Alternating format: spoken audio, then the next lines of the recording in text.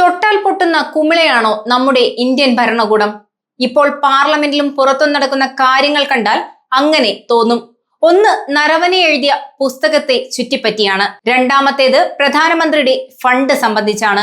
ഇക്കാര്യത്തിൽ മിണ്ടിപ്പോവരുതെന്നാണ് സർക്കാരിന്റെ തിട്ടൂരം. നമ്മുടെ ഭരണകൂടം ആരെയാണ് ഭയക്കുന്നത്? എന്തിനാണ് ഭയക്കുന്നത്? 4 stars of destiny general Manoj Mukund Naravane എഴുതിയ രാഹുൽ ഗാന്ധി എല്ലാവർക്കും മുന്നിൽ ഉയർത്തിക്കാട്ടിയ ആ പുസ്തകത്തിന്റെ പേരിൽ ഇപ്പോൾ വലിയ വിവാദങ്ങളും പ്രതിഷേധങ്ങളും നടക്കുകയാണല്ലോ.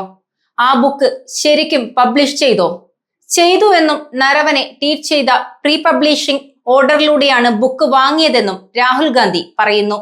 എന്നാൽ അത് പ്രസിദ്ധീകരിച്ചിട്ടില്ലാത്ത പുസ്തകമാണെന്ന് പെൻഗിൻ പബ്ലിക്കേഷൻസ് പറയുന്നു. പബ്ലിഷ് ചെയ്യാത്ത പുസ്തകത്തിന്റെ കോപ്പികൾ പ്രചരിപ്പിക്കുന്നത് കുറ്റകരമാണെന്നും പെൻഗിൻ ചൂണ്ടിക്കാട്ടുന്നു. അപ്പോൾ രാഹുൽ ഗാന്ധി ചോദിച്ച ചോദ്യം ഇതായിരുന്നു: നിങ്ങൾക്ക് പെൻഗിനെയാണോ രാജ്യത്തിന്റെ കരസേനാ മേധാവിയായിരുന്ന നരവനെ പറയുന്നതാണോ വിശ്വാസം? പ്രതിരോധ വകുപ്പ് മന്ത്രി രാജ്നാഥ് സിംഗും ഇന്ത്യൻ ഭരണകൂടവും എന്തിനാണ് ഒരു പുസ്തകത്തെ ഭയക്കുന്നത്? പുസ്തകത്തിന്റെ പ്രൂഫ് കോപ്പിയുടെ PDF ഇപ്പോൾ സമൂഹ മാധ്യമങ്ങളിലടക്കം വ്യാപകമായി പ്രചരിക്കുകയും അത് വായിക്കുന്നവർക്കെതിരെ പോലും പോലീസ് കേസെടുക്കുകയും ചെയ്യുന്നു. ഇത്ര ഭയക്കാൻ മാത്രം എന്താണ് ആ ബുക്കിലുള്ളത്? കാരവൻ മാഗസിനാണ് കരസേനാ മേധാവി എഴുതിയ പുസ്തകത്തെക്കുറിച്ച് ആദ്യം വാർത്ത പുറത്തു കൊണ്ടുവരുന്നത്. അതിന് പിന്നാലെ രാഹുൽ ഗാന്ധി ആ വിഷയം ഏറ്റെടുക്കുകയായിരുന്നു. 2023 പബ്ലിഷ് ചെയ്യാൻ ഷെഡ്യൂൾ ചെയ്തിരുന്ന പുസ്തകം പ്രസിദ്ധീകരിക്കാൻ പിന്നീട് കേന്ദ്രം അനുമതി നിഷേധിച്ചിരുന്നു. എന്നാൽ പ്രീ പബ്ലിക്കേഷൻ ഓർഡർ ചെയ്യുന്നവർക്ക് ആ പുസ്തകം പല പ്ലാറ്റ്ഫോമുകളിലും ലഭ്യമായിരുന്നു എന്നാണ് രാഹുൽ ഗാന്ധി പറയുന്നത്. അദ്ദേഹത്തിന്റെ കയ്യിലും പുസ്തകത്തിന്റെ ഒരു കോപ്പി ഉണ്ട് എന്നതാണ് പെൻഗിന്റെയും ഭരണകൂടത്തിന്റെയും വാദങ്ങളെ പൊളിക്കുന്നത്. 2020 ഗാൽവൻ വാലിയിൽ ചൈന അതിർത്തി ഭേദിച്ച് കടന്നു വരുമ്പോൾ ആ സാഹചര്യത്തെ എങ്ങനെ നേരിടണമെന്ന കാര്യം പ്രതിരോധ മന്ത്രാലയവുമായും സുരക്ഷാ ഉദ്യോഗസ്ഥരുമായും കൂടിയാലോചിച്ചുവെന്നും ജോ ഉചിത് ഹേവോ കരോ എന്ന് അവർ തീരുമാനം അറിയിച്ചുവെന്നും നരവനെ എഴുതുന്നു. എന്നാൽ അങ്ങനെയൊരു സാഹചര്യം വന്നാൽ രാജ്യത്തെ പലതരത്തിൽ ബാധിക്കുന്ന കാര്യം സൈന്യത്തിന് തീരുമാനിക്കാൻ പറ്റുമോ? ആ സാഹചര്യത്തെ നേരിട്ട അനുഭവമാണ് നരവനെ എഴുതിയത്. യഥാർത്ഥത്തിൽ അന്ന് ഗാൽവൻ വാലിയിൽ വീഴ്ച സംഭവിച്ചതായി 2020 മുതൽ രാഹുൽ ഗാന്ധി തുടർച്ചയായി ആരോപിച്ചിരുന്നു.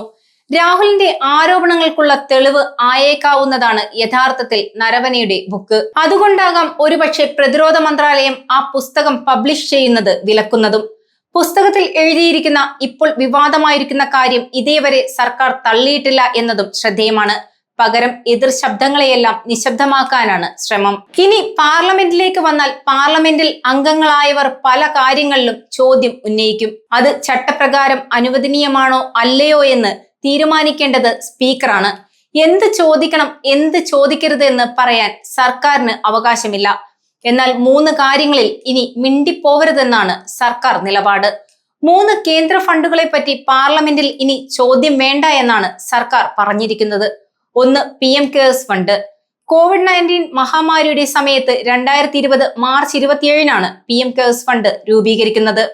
കോവിഡ് പോലെയുള്ള അടിയന്തര ദുരന്ത സാഹചര്യങ്ങൾ നേരിടുന്നതിനുള്ള ഫണ്ടാണിത്. പൊതു ചാരിറ്റബിൾ ട്രസ്റ്റ് ആണ് ഇത് രൂപീകരിച്ചത്. 2023 കണക്കനുസരിച്ച് ഈ ഫണ്ടിൽ ബാക്കിയുണ്ടായിരുന്നത് 6283.7 കോടി രൂപയായിരുന്നു. ഇപ്പോൾ എത്ര ഫണ്ടുണ്ട്? അതിലേക്ക് ആരെല്ലാം സംഭാവന ചെയ്തു? ആർക്കെല്ലാം കൊടുത്തു? ഇക്കാര്യത്തിൽ ഒരു കണക്ക് വേണ്ടേ? അതിനെക്കുറിച്ച് ചോദിക്കരുതെന്നാണ് ഇപ്പോൾ സർക്കാർ പറഞ്ഞിരിക്കുന്നത്. 2 പ്രധാനമന്ത്രിയുടെ ദുരിതാശ്വാസ ഫണ്ടാണ്. ഇത് പറയുമ്പോൾ നമുക്ക് കേരളത്തിന്റെ കാര്യം തന്നെ എടുത്തു പരിശോധിക്കാം. മുഖ്യമന്ത്രിയുടെ ദുരിതാശ്വാസ നിധി, അതിന്റെ കണക്കുകൾ വെബ്സൈറ്റിൽ ലഭ്യമാണ്. വരവും ചെലവുമെല്ലാം ജനത്തിന് മുന്നിൽ കിട്ടും. എന്നാൽ പ്രധാനമന്ത്രിയുടെ പേരിലുള്ള ഈ ഫണ്ട്, അതിനെക്കുറിച്ച് ചോദിക്കരുത്, പറയാൻ കഴിയില്ല എന്നാണ് പറയുന്നത്. പറയാൻ പറ്റാത്ത എന്ത് രഹസ്യമാണ് ആ ഫണ്ടിൽ ഉള്ളത്? 1948-ലാണ് പ്രധാനമന്ത്രി ദുരിതാശ്വാസ ഫണ്ട് രൂപീകരിക്കുന്നത്. പ്രകൃതി ദുരന്തങ്ങളിൽ മരിക്കുന്ന കുടുംബങ്ങളെ സഹായിക്കുന്നതിനും അപകടങ്ങൾ, കലാപങ്ങൾ എന്നിവയ്ക്ക് ഇരയായവരെ സഹായിക്കുന്നതിനുമാണ് ഈ ഫണ്ട് ഉപയോഗപ്പെടുത്തുന്നത്. 3-മത്തേത് ദേശീയ പ്രതിരോധ ഫണ്ടാണ്. സൈന്യത്തിലെയും അർദ്ധ സൈനിക വിഭാഗത്തിലെയും ഉദ്യോഗസ്ഥരെയും കുടുംബാംഗങ്ങളെയും സഹായിക്കുന്നതാണ് ഈ ഫണ്ട്. ഈ 3 ഫണ്ടുകളുടെയും നിയന്ത്രണം പ്രധാനമന്ത്രിയുടെ ഓഫീസിനാണ്. ജനങ്ങൾക്കും പാർലമെന്റ് അംഗങ്ങൾക്കും ഫണ്ടുകളുടെ നടത്തിപ്പിനെ കുറിച്ച് അറിയാൻ അവകാശമുണ്ടെന്നാണ് പ്രതിപക്ഷത്തിന്റെ വാദം. എന്നാൽ സർക്കാർ ഇതൊന്നും വെളിപ്പെടുത്താൻ തയ്യാറാവുന്നില്ല എന്നതാണ് യാഥാർത്ഥ്യം. അപ്പോൾ നേരത്തെ ചോദിച്ച അതേ ചോദ്യം വീണ്ടും ആവർത്തിക്കുന്നു. ആരെയാണ് സർക്കാർ ഭയക്കുന്നത്? എന്തിനെയാണ് ഭയക്കുന്നത്?